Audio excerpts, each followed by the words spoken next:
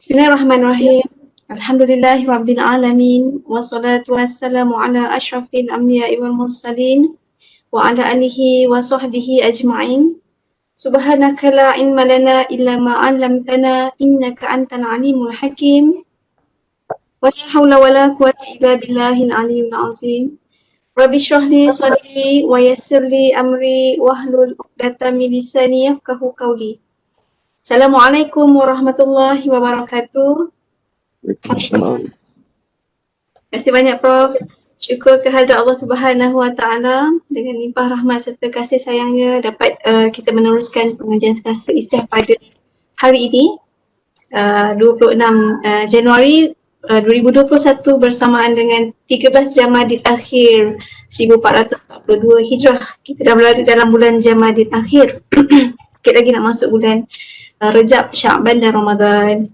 Okey, terlebih dahulu saya mengucapkan terima kasih kepada semua yang hadir mengikuti pengajian Selasa Istiaf pada hari ini, khususnya yang berusaha pengarah Istiaf, Dr. Syahir Akram Hassan, Timbalan Pengarah Istiaf, Dr. Wan Nurhaniza Wan Hassan, Pengasas Istiaf, Profesor Dr. Muhammad Syukri Saleh, para pensyarah Istiaf, saudara-saudari, para pelajar, tuan-tuan dan puan-puan yang dikasihi dan dirahmati Allah Subhanahu Wa Taala. Syukur kita dipertemukan dan diberi kesempatan untuk pada hari ini mendengar pengisian dan juga tarbiyah daripada pengasas Istiaf sendiri, iaitu Profesor Dr. Muhammad Syukri Saleh bersama dengan saya dalam platform ini. Maybe saya dah nampak wajah Prof. Cuma yang lain nanti sebentar lagi lah insyaAllah dengan Prof bercakap baru nampak wajah Prof. So Alhamdulillah, we are actually very honoured to say thank you very much Prof. Kami sangat berbesar hati mengucap terima kasih kerana Prof masih lagi sudi memberikan masa dan kelapangan untuk berkongsi ilmu dan pemikiran bersama kami semua, yang mana kita di Istiaf sedia maklum minggu lalu baru kita menjemput Prof untuk menyampaikan pengisian dalam Istiaf Monthly Graduate Supervision, dan semalam pun Prof ada memberikan pengisian dalam sebagai narasumber dalam satu international conference on Islamic Development Economics di Indonesia, tapi secara maya lah. Dan hari ini Prof bersama kita dalam platform Istiaf, Facebook Istiaf ini untuk sama-sama mendengar dan juga meneliti apa yang akan Prof kongsikan nanti insyaAllah. Sebentar saja lagi, so saya mengharapkan semua dapat pay attention dengan apa yang akan Prof kongsikan dan sama-sama mengambil pengisian dan juga maklumat daripada Prof itu sebagai apa yang akan kita jadikan bekalan lah dalam kehidupan kita sehari-hari.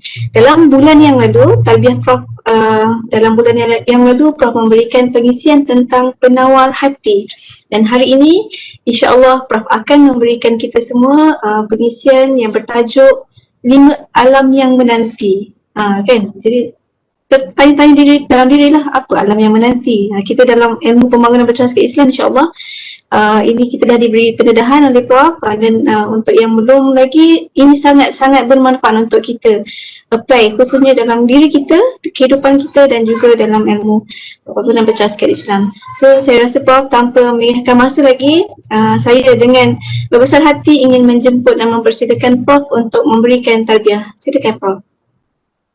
Non-Malay speaking brothers and sisters, my apologies because my talk today will be in Bahasa Malaysia fully, so that I can express better. But inshallah, I've made sure that Dr. Surya is around to translate, and Brother Awa is around to translate, inshallah. So my apologies for that. And also, if you have any further questions, you can always ask, and then inshallah we'll answer it in English, inshallah. Bismillahirrahmanirrahim. Terima kasih Dr. Azrin dan juga kepada Istiaf, terutamanya kepada pengarah Istiaf, pengarah Istiaf, para pensyarah Istiaf yang masih sudi untuk terus memberi ruang kepada saya untuk bercakap-cakap dengan dengan para pensyarah, dengan para pelajar, para simpati Istiaf dan sebagainya. Alhamdulillah, Alhamdulillah Rabbil Alamin, wassalatu wassalamu ala asyrafil mursalin, Sayyidina Muhammadin wa ala alihi wa sahbihi ajma'in. Wala hawla wala quwwata illa billahil azim. Astagfirullah, astagfirullah azim. Sebagaimana yang telah disebutkan oleh Dr. Azrin tadi, tajuk saya saja letakkan tajuk 5 alam yang menanti. Saya rasa sebahagian besar daripada kita dah tahu apa alam yang menanti. Cuma pada hari ini saya nak bincang-bincang juga supaya ingat-ingati antara kita, dan bagi yang belum mengetahui apa itu alam, insya-Allah moga-moga Allah bukakan pintu hati untuk bersedia menghadapi kelima-lima alam tersebut, insya-Allah. Sebenarnya tajuk ini timbul setelah saya mempunyai masa dan juga ruang yang agak banyak ya, setelah pencen, kemudian duduk PKP, duduk di rumah. So, alhamdulillah dengan izin Allah Subhanahu Wa Taala, salah satu daripada hikmahnya ialah banyak masa, banyak ruang untuk reflect balik tentang diri kita, untuk muhasabah diri. Dan akhirnya saya sedar ya, masa saya muda dulu, bila reflect balik sejarah hidup kita dan sebagainya, masa saya muda dulu, dalam mula-mula nak membina Istiaf dulu, semangat berjuang itu membuat-buat. Mungkin masa itu dalam muda ataupun ada suasananya agak membawa kepada ke arah itu, dan kita juga agak besar untuk membina Istiaf ini. Jadi semangat itu kuat ya, membuat-buat dan bersikap sedikit agresif dan kemudian tegas dan determined. Agresif itu maksudnya begini ya, apabila saya rasa ada satu benda yang baik bagi Istiaf, saya akan buat sehingga saya dapat benda itu. So agresif. Tetapi pasti sekali lah dengan cara yang betul lah ya. Begitu juga dalam mendidik pelajar-pelajar ni, saya fikir-fikir balik, saya cukup tegas. Pelajar-pelajar saya awal macam Dr. Skinah barangkali dapat menceritakan ya, saya nak terapkan misalnya waktu yang datang pada tepat pada waktunya, supaya kita boleh mulakan kuliah tepat pada waktunya. Jadi biasanya tepat katalah pukul 3, tepat pukul 3 saya akan terus kunci pintu. Pelajar yang sampai lambat dah tak boleh masuk dah. Tapi alhamdulillah dengan cara yang macam tu, rupanya pelajar-pelajar yang nak dengar kuliah, yang memang tak mau penting, dia akan datang awal. Tapi bila saya fikir-fikir balik, wah, itu agak tegas ya, agak tidak berhikmah, yang boleh membuatkan pelajar-pelajar benci. So, dan begitu jugalah kalau misalnya ada sesuatu perkara yang dirasakan perlu dibuat, saya determine ya, sungguh-sungguh dengan pelbagai cara untuk mencapai perkara yang sedemikian rupa. So pada ketika itu waktu dipenuhi dengan berfikir, dengan mencari jalan, dengan berikhtiar untuk menjalankan Istiaf. Gitu ya. Jadi terlalu sibuklah dengan benda-benda yang sedemikian rupa, sehingga satu perkara sekarang saya sedar, saya terlupa yang missing ya, saya terlupa untuk muhasabah diri sendiri, untuk melihat diri sendiri, untuk menilik diri sendiri, sehinggalah sekarang apabila ada waktu, alhamdulillah dengan izin Allah Subhanahu Wa Taala, Allah masih memberikan waktu untuk melihat balik dan memperbaiki apa yang tak kena. Satu cara, satu benda yang barangkali kawan-kawan yang sebaya dengan saya ya, mungkin juga mempunyai perasaan yang sama, dia berubah sikit ya. Apabila dah tua ni, berusia ni, saya tak panggil tua lah, berusia ya, dia jadi lemah lembut sikit, tak apa nak tegas sangat ya, ada sifat timbang rasa sikit, dan tak suka melihat pergaduhan, tak suka kepada kezaliman, tak suka kepada penderitaan orang, dan tak suka melihat orang menangis. Tambah-tambah lagi kalau sekiranya kanak-kanak yang sikit menangis, itu lagi cukup menyedihkan hati. Jadi saya nampak jiwa saya lebih halus berbanding dengan dulu. Tapi ada kemungkinan begini juga, selain daripada faktor usia, kemungkinannya ialah kerana dulu itu Istiaf belum terbina dengan sebaiknya, maka kita kena agresif untuk membina Istiaf itu. Tapi sekarang dengan izin Allah Subhanahu Wa Taala, alhamdulillah Istiaf telah terbina dan sudah ada pelapis yang yang membawa Istiaf ini ke depan. Jadi oleh demikian benda itu untuk saya lah sebagai orang awal sudah merasakan bahawa tanggungjawab itu sudah diambil alih oleh orang-orang muda, dan saya nampak orang muda-muda sekarang ini alhamdulillah dalam kalangan pensyarah Istiaf mereka juga agresif macam saya zaman muda dulu. Mereka juga adalah sebagaimana zaman saya dulu. Mereka juga adalah determined sebagaimana saya dulu, dan terutamanya sekarang ini di bawah kepimpinan yang berbahagia Dr. Syahir. So saya nampak benda tu ada dalam jiwa pelapis di Istiaf ini, ya. So saya biar undur ke belakang dan melayani sikap yang lebih lembut, sikap yang cuba untuk berhikmah lah, ya. Kerana untuk seusia saya ni, macam orang yang usia saya sekarang ni, yang pertama lagi telah melihat ramai yang sebaya dengan saya telah meninggalkan kita. Jadi saya sangat inginkan kepada jiwa yang tenang, sangat inginkan kepada jiwa yang bersih, sangat ingin untuk tidak mempunyai dosa apa-apa. Walaupun dulu dosanya banyak, sangat mengharapkan kepada Allah Subhanahu Wa Taala supaya dosa itu Allah ampunkan, dosa-dosa itu Allah ampunkan. Dan sebab itu saya cukup seronok, cukup gembira, merasa sangat tenang berjumpa dengan orang-orang yang mempunyai jiwa yang boleh membawa ketenangan kepada kita. Dan daripada pengalaman saya, orang yang boleh menenangkan jiwa kita itu ialah orang-orang yang mempunyai rasa bertuhan yang sangat tinggi. Setelah sebut pada minggu lepas, antara orang-orang tersebut, ya, sekarang ini Ustaz Abid Liu. Ustaz Abid Liu, saya selalu tengok video dia, walaupun tak kenal dia, tak pernah jumpa dengan dia, tapi percakapan dia, walaupun tak banyak benda yang baru, tapi benda yang dicakapkan itu cukup menenangkan hati, ya, cukup menyentuh perasaan. Dan begitulah juga dengan Ustaz Mastura. Jadi Ustaz Mastura di Terengganu ni, dia ramai orang kenal dia di sana. Begitulah juga bila berjumpa dengan dia, sekali-sekala bercakap dengan telefon daripada dia, peringatan dia, cerita-cerita dia itu cukup menenangkan. Dan begitu juga apabila mendengar video-video Syekh Ali Jabir yang baru meninggal dunia, juga mempunyai rasa bertuhan yang sangat kuat. Bagi mereka ini, manusia ini tak ada apa-apa. Bagi mereka ini, makhluk ini tidak mempunyai kesan apa-apa ke dalam diri mereka. Yang memberi kesan ialah Allah Subhanahu Wa Taala. Walaupun orang memuji mereka, bagi mereka itu tidak ada apa-apa, diserahkan balik kepada Allah Subhanahu Wa Taala. Ya, kalau ada apa-apa yang berlaku, ujian-ujian derita yang mereka hadapi, mereka serahkan kepada Allah Subhanahu Wa Taala.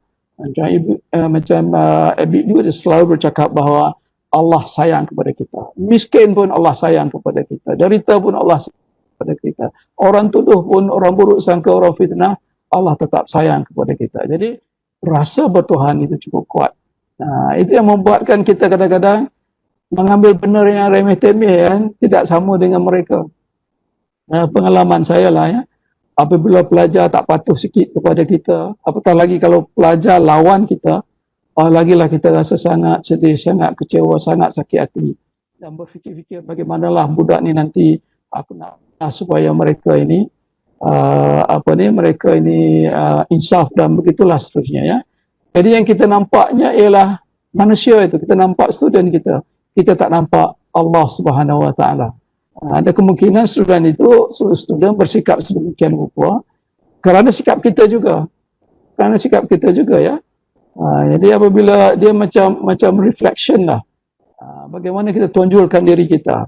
Kalau kita tonjolkan diri kita sebagai kaca, bila matahari, di suluh matahari, dia reflect balik kepada dia. Jadi kalau misalnya kaca itu cantiklah reflection itu. Kalau kaca itu tak cantik, maka tak cantiklah reflection itu. Jadi ini semua membuatkan jiwa lebih tenang, yang kalau boleh nak duduk bersama dengan mereka ni sentiasa 24 jam. Begitu juga dengan pengalaman-pengalaman dengan Ustaz Masra, dengan Syekh Ali Jabir dan sebagainya. Ya. So, jadi agak berbeza. Tetapi dalam banyak-banyak itu, saya teringatlah ke mana lagi saya nak pergi. Ke mana lagi nak pergi ya. Alhamdulillah dengan izin Allah Subhanahu Wa Taala, benda-benda dunia ni Allah telah bagi, alhamdulillah, dan ada kemungkinan itu semua juga adalah merupakan nikmat, ujian nikmat daripada Allah Subhanahu Wa Taala.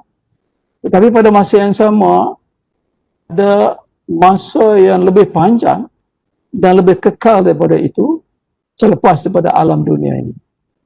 Ya, paling tidak kita akan menempuh 5 lagi alam. Yang telah kita tempuh ini ada 3 dah ya. Dulu kita di alam roh, kita berjanji dengan Allah Subhanahu Wa Taala. Kita mengakui Allah itu adalah Tuhan kita dan kita adalah hamba-Nya lah. Alastubikum qalbala syahidina itu. Kemudian mengikut giliran memasukkan kita ke dalam rahim ibu kita, alam yang kedua, dan sekarang kita berada di alam yang ketiga, alam dunia. Untuk membuktikan kepada Allah Subhanahu Wa Taala apakah janji kita di alam roh dulu dengan Allah itu benar-benar kita realisasikan, ya, benar-benar kita fulfill dan juga benar-benar kita penuhi. Dan selepas ini kita akan melalui 5 lagi alam. Maknanya sekarang ada 8 alam, kita hanya barulah menempuh 3 alam saja. 3 alam saja yang baru kita tempuh. Yang 5 nanti insya-Allah, yang pertama, yang paling dekat yang kita akan tempuh ialah alam sakaratul maut. Ya. Selepas itu alam barzah, alam kubur.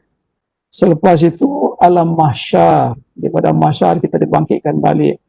Selepas itu kita meniti siratal mustaqim, itu yang keempat. Dan akhirnya sampai di alam akhirat, Allah akan tentukan di mana tempat kita, sama ada di syurga ataupun di neraka. Jadi alam yang kita nak tempuh ini sangat panjang lagi ya, sangat panjang lagi. Tetapi perjalanan kita itu sama ada sempurna ataupun tidak, sama ada licin ataupun tidak, dia bergantung kepada apa yang kita lakukan sekarang di alam dunia. Bergantung kepada apa yang kita lakukan di alam dunia ini. Alam-alam ini yang kita akan tempuh ini, dia kalau kita pakai teori Ziauddin Sadar berkenaan dengan the post-normal times, Ziauddin Sadar mengatakan bahawa kita akan berdepan dengan 3 tomorrows. Kita akan berdepan dengan 3 bentuk hari esok ya. Yang pertamanya apa yang beliau panggil sebagai extended present. Maksudnya sekarang ni apa yang kita tempuh, nanti juga kita akan mengalami perkara yang sama. Kemudian yang keduanya mungkin juga apa yang dipanggil sebagai familiar future. Kita berdepan dengan satu masa depan yang kita dah biasa dah, familiar. Itu pun tak ada masalah sangat.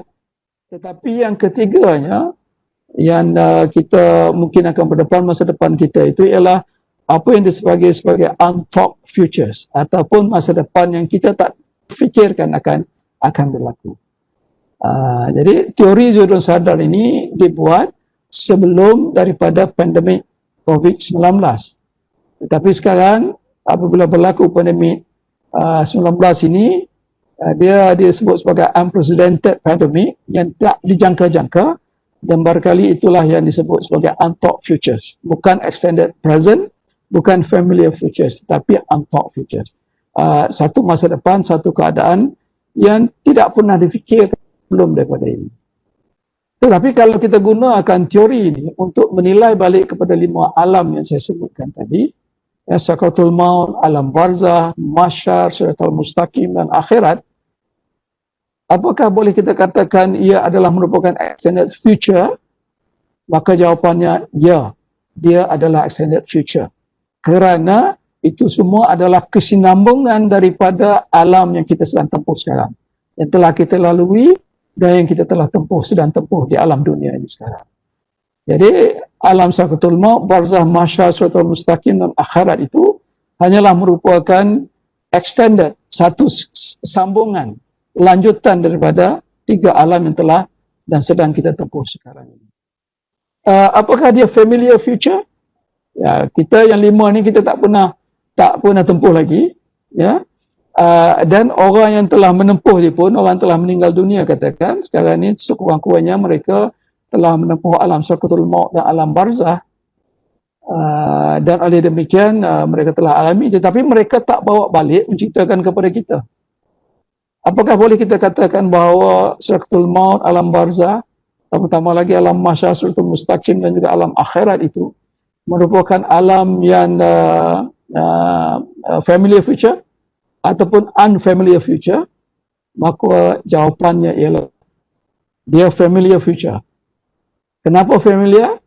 Kenapa kita biasa? Sebab dalam Quran Allah telah menceritakan semua alam tersebut. Rasulullah SAW juga menceritakan kesemua tentang alam tersebut. Ya, alim ulama juga menceritakan kesemua tentang alam tersebut. Dan kalau kita belajar melihat Al-Quran, kalau kita belajar melihat hadis-hadis, kalau kita belajar daripada percakapan satu-urusan para ulama, maka sebenarnya future, masa depan yang kita nak tempuh ini, 5 alam ini adalah merupakan familiar future yang memang kita anticipate, yang memang kita dah jangka kita akan berdepan dengan alam-alam semakin rupa. Berbeza dengan pandemik 19 ni kan, pandemik semua kita tak sangka, jadi kita tak bersedia. Tetapi 5 alam yang kita nak tempuh ini, dia adalah merupakan familiar future yang kita sering, kalau kita belajarlah. Tapi kalau kita tak ambil kisah tentang 5 alam ini, tak tengok Quran, tak tengok hadis, ya, tak belajar daripada ulama-ulama, maka dia jadi unfamiliar future. Jadi kita tidak bersedialah untuk berdepan dengan kelima-lima alam ini. Tetapi kalau kita belajar tentang perkara ini semua, membuat kajian dan sebagainya, dan menghayati, maka future itu adalah familiar dan insya-Allah ada persediaan untuk kita berdepan dengan masa depan tersebut.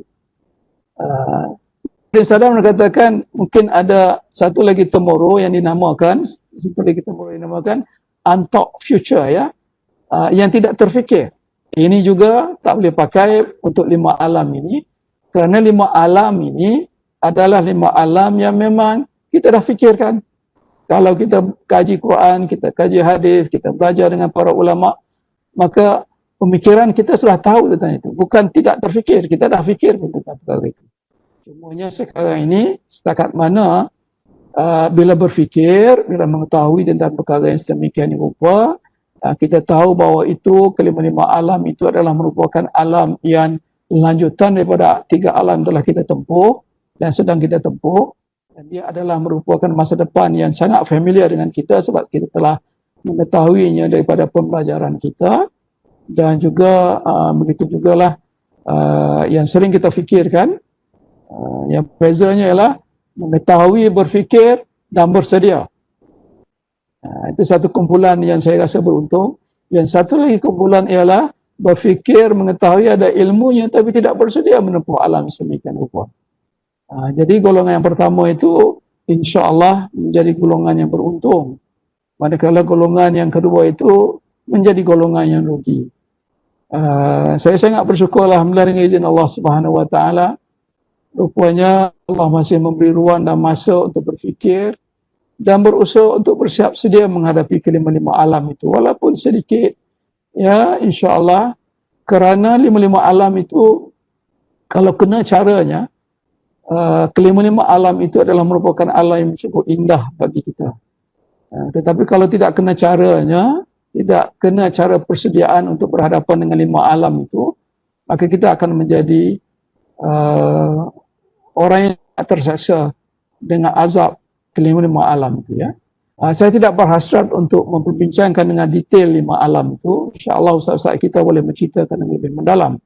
Tapi cukup untuk saya katakan bahawa alam sakaratul maut itu, kalau kita baca hadis-hadis Rasulullah SAW, katanya kalau mengikut riwayat At-Tirmizi, sakaratul maut itu sakitnya, ya, sama dengan tusukan 300 pedang. Orang tikam kita, 300 pedang tikam kita, begitulah.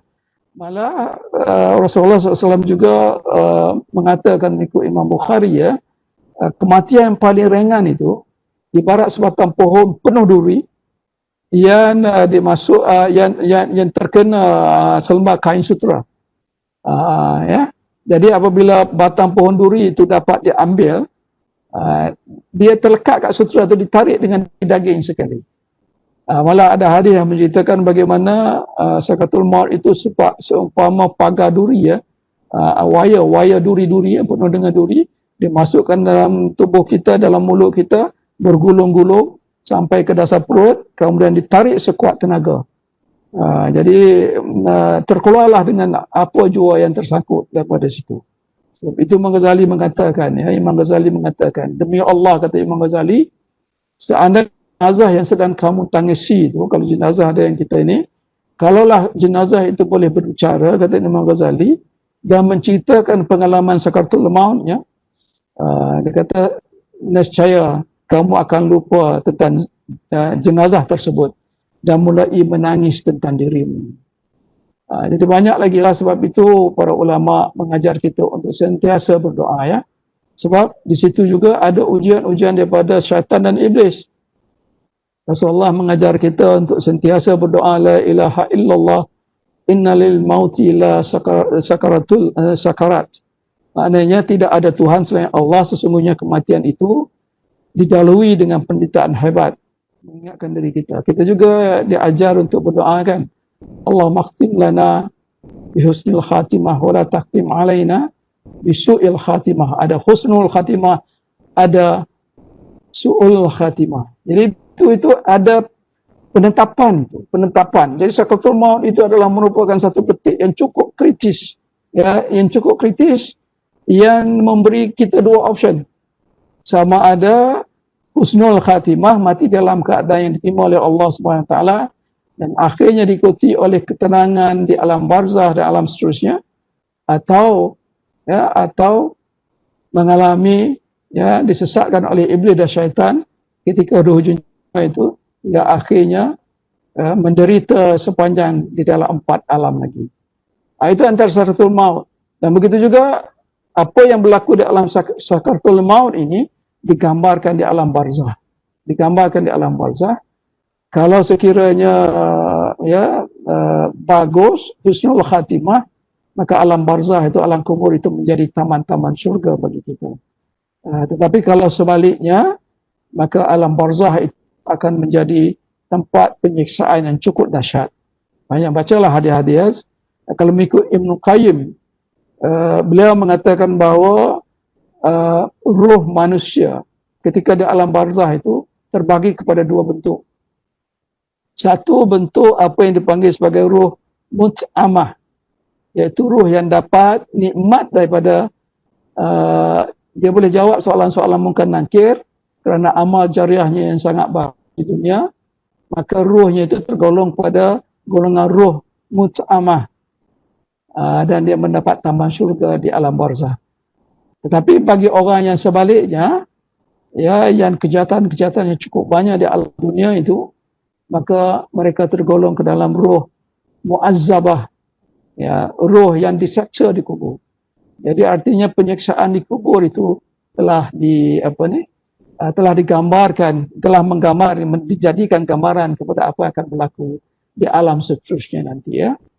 Ada ulama yang mengatakan bahawa Allah tunjuk kepada kita ketika sakaratul maut itu, Allah tunjuk di mana kita akan berada, bagaimana alam barzah kita. Kalau bagus, ya, ada orang mati meninggalkan dunia ini dengan keadaan senyum, kerana digambarkan oleh Allah tempat yang nikmat. Tapi ada orang yang mati dalam keadaan mukanya sangat dahsyat, kerana beliau melihat azab yang akan ditempuhnya itu. Mungkin kita bertanya, betul tak cerita ni? Saya rasa betul. Sebab saya, alhamdulillah, dengan izin Allah SWT, ada melihat, ya, beberapa orang, teman-teman, kawan-kawan yang jenazahnya itu berada dalam keadaan senyum, ataupun paling tidaknya seolah-olah macam tidur saja. Dan saya yakin bila tengok balik kehidupannya, banyak kebaikan-kebaikan yang mereka telah lakukan, banyak pengorbanan yang telah mereka akan lakukan untuk Islam, untuk Allah Subhanahu Wa Taala, dan untuk Rasulullah Sallallahu Alaihi Wasallam. Dan begitulah pada mahsyar nanti. pada mahsyar nanti dibangkitkan dalam keadaan yang sangat panas. Ya, ulama mengatakan tenggelam kita ini dalam peluk kerana terlalu panas, tetapi tenggelam kita itu berdasarkan kepada kadar dosa kita lah. Kalau dosa banyak tenggelam, dosa sedikit tak tenggelamlah kita dalam peluk kita ini. Dan kita dibagikan pada 3 kelompok pula di situ ya. Satu kelompok orang beriman dan bertakwa. Bagi orang ini Allah sediakan kenderaan dan mereka berpakaian dan diberi makanan di padang mahsyar itu. Tapi kelompok yang kedua, golongan kufur, ya, malaikat menyeret mereka ini dalam keadaan muka tersungkur ke bumi dan kemudian dimasukkan ke dalam neraka dengan kasar dan keras. Dan golongan ketiga ialah golongan yang berdosa, bermaksiat. Dengan dosa maksiat, mereka ini berjalan kaki dan berlari-lari. Kenderaan tak ada. Kerana kenderaan yang diperuntukkan oleh mereka itu, ya, disebutkan oleh setengah ulama mengatakan untuk unta mereka sakit. Jadi terpaksalah mereka berjalan kaki dan berlari-lari menuju ke Siratal Mustaqim. Kalau Siratal Mustaqim, ini juga satu dunia, satu alam yang cukup menakutkan. Kerana Siratal Mustaqim itu adalah merupakan satu jambatan ataupun titian yang duduknya di atas neraka. Kalau silap jatuh ke dalam neraka. Manakala Siratal Mustaqim itu merupakan sangat licin, memiliki ada duri-duri yang kait cakar dan berduri-duri, dan besarnya, saiznya lebih kecil, lebih lembut daripada rambut, lebih tajam daripada pedang, dan lebih gelap daripada malam yang pekat, kalau mengikut riwayat Abu Sa'id. Kemudian di sepanjang itu pula ada 7 pos, ada 7 kita panggil apa ya? Traffic block apa? Ada 7 pos. Setiap pos itu ada 7 cabang. Dan jarak ngadan dan 7 cabang itu berbentuk anak panah yang tajam. Dan di situ ditanya tentang perintah-perintah Allah. Apakah kita telah melakukannya ataupun tidak. Dan jarak antara satu pos dengan satu pos itu ialah 3,000 tahun perjalanan. Jadi setiap satu pos, setiap 3,000 tahun perjalanan setiap satu pos itu, dan 1,000 tahun perjalanan itu dia dalam bentuk tinggi, tanjakan yang tinggi, ya, menaik. Kemudian 100 tahun lagi dalam bentuk mendatar, dan 100 tahun lagi untuk lereng yang curam. Jadi kecepatan kita melintasi Siratal Mustaqim itu adalah bergantung kepada kadar keimanan kita masing-masing. Kalau kiranya keimanan, ketakwaan, kebaikan kita itu tinggi, maka dengan sendirinya cepatlah kita melintasi itu macam kilat. Tetapi kalau sebaliknya, itu perlahan, tapi yang kita takut nanti jatuh ke dalam neraka. Wali'azubillah. Kemudian barulah kita menempuh alam akhirat. Alam akhirat ni ada 2 tempat saja. Sama ada ke syurga ataupun ke neraka. Kalau ke syurga, alhamdulillah, suasana syurga itu cukup indah sekali, ya. Banyak diceritakan dalam Quran oleh Allah Subhanahu Wa Taala sendiri, diceritakan oleh Rasulullah SAW. Misalnya dalam Quran diceritakan kepada kita bagaimana suasana syurga itu, ya. Selalu Allah sebutkan di dalam Quran, di bawah syurga itu ada sungai yang jernih, yang dalam bentuk sungai susu pun ada. Hatta sungai arak pun ada, tetapi arak yang tidak memabukkan. Sungai madu pun ada. Dan semua ini, sungai-sungai ini tidak berubah rasa dan tidak berubah baunya. Ini kalau kita baca dalam surah Muhammad, ya, surah 47 ayat 15. Kita akan berjumpa dengan ini. Dan di situ juga di dalam syurga kita dilayani oleh pelayan-pelayan muda. Ahli syurga juga muda, kita juga muda, ya. Dan tidak tua, tidak ada penyakit, semua sihat, tidak sakit. Dan ini Allah ceritakan misalnya dalam surah Al-Insan, ayat 19 hingga 21, ataupun dalam surah Al-Waqi'ah, ayat 25 hingga 26. Kemudian dalam syurga juga tidak ada permusuhan, tidak ada perkataan dusta, tidak ada berbual-bual kosong, tak ada dosa, tak ada hasad dengki, ada rukun, tak ada semuanya berukun damai. Tak ada penat, tak ada lelah, tak ada letih. Ini Allah ceritakan dalam surah Al-Hijr, Ya, Al-Hijr ayat 45 hingga 48 dan dalam surah Al-Waqi'ah ayat 25 hingga 26. Cantik. Perhiasannya pula Allah menceritakan terdiri daripada emas, mutiara, pakaian sutra yang halus, yang nipis, yang tebal pun ada. Ya, ada juga kristal, ada silver dan sebagainya seterusnya. Boleh kita baca dalam surah Fatir ayat 33 dan Ad-Dukhan ayat 53 dan Al-Insan ayat 15. Banyak Allah menceritakan tentang keindahan syurga ini. Makanan pula ikut aja. Ikut apa jua yang kita inginkan, insya-Allah, maka Allah akan makbulkan. Allah ceritakan ini dalam surah Az-Zukhruf ayat 71. Dan alhamdulillah, kalau ketenangan yang kita cari di dunia ini, kalau tak dapat, insya-Allah di syurga Allah janjikan. Tapi mesti ingat ya, ada syurga yang Allah dahulukan di dunia ini. Sebelum Allah memberikan syurga di akhirat. Itu ketenangan itu ya. Ketenangan itu merupakan salah satu sifat syurga yang Allah berikan kepada kita. Sebab itu orang berusia macam saya ini sentiasa inginkan kepada ketenangan. Tak mau kelahi dah, tak mau buat dosa dah kalau boleh ya. Ya, mahu mengumpul pahala sebanyak mungkin. Sebab itu saya selalu pesan dalam doa itu, doalah untuk Rasulullah SAW, para sahabat, para tabi'in, para ahli ulama dan pejuang-pejuang Islam. Doalah untuk datuk nenek moyang kita daripada zaman Nabi Adam hingga sekarang. Doalah untuk guru-guru kita. Doalah untuk murid-murid kita. Ya. Doalah untuk sahabat-sahabat kita. Dan dua golongan lagi yang kita patut kita doakan juga ialah musuh kita. Musuh-musuh kita kena doakan juga. Ya, moga-moga dengan itu insya-Allah dia tidak bermusuh lagi dengan kita di dunia ini. Dengan itu hati kita akan menjadi lebih tenang. Yang lebih penting, yang sangat penting lagi ialah doa untuk orang-orang yang telah kita berdosa dengan mereka. Kita telah lakukan dosa kepada mereka. Moga-moga Allah lembutkan hati mereka dan mereka ampunkan kita. Kita akan berjumpa dengan Allah melalui sakaratul maut. Ya, dan alam barzah itu dalam keadaan yang aman, tanpa dosa, dalam keadaan suci, insya-Allah. Kalau neraka, dahsyatnya neraka itu takut nak bincangkan di sini ya. Cukuplah saya membaca satu hadis Rasulullah sallallahu alaihi wasallam. Rasulullah SAW bersabda, sesungguhnya seringan-ringan seksa ahli neraka iaitu seorang yang berkasut dari api neraka. Kasut dia api neraka. Dan dapat mendidihkan otaknya. Pakai kasut api neraka, otaknya mendidih. Seolah-olah di telinganya ada api. Dan giginya berapi. Dan di bibirnya ada wap api. Dan keluar ususnya dari bawah kakinya. Usus dia keluar dari bawah kaki. Kita pun tak tahu macam mana. Tak boleh bayangkan. Bahkan ia merasa bahawa dialah yang terberat seksanya dari semua ahli neraka. Padahal ia sangat ringan seksanya dari semua ahli neraka. Itu Rasulullah SAW menceritakan tentang ya, seksa yang paling ringan dan neraka, begitulah rupanya. Saya takut untuk menceritakan dengan lebih mendalam lagi tentang alam akhirat ini kerana cukup menakutkan.